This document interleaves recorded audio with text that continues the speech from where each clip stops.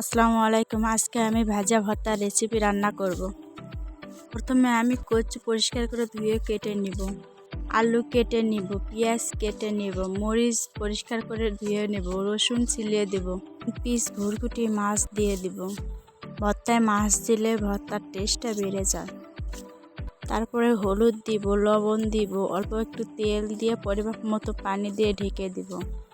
চুলায় তুলে দিব, বলক উঠে আসলে নাড়াচাড়া করে ঢাকনা দিয়ে ঢেকে দিব।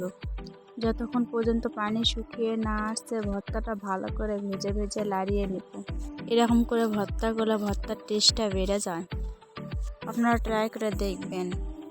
ভাজা হয়ে আসলে নামিয়ে নেব শুকনো করে। ভর্তাটা ঠান্ডা করে নিব। বাটনা নোড়া পরিষ্কার করে ধুয়ে নিয়ে বাটনায় ভালো করে পিষে নেব।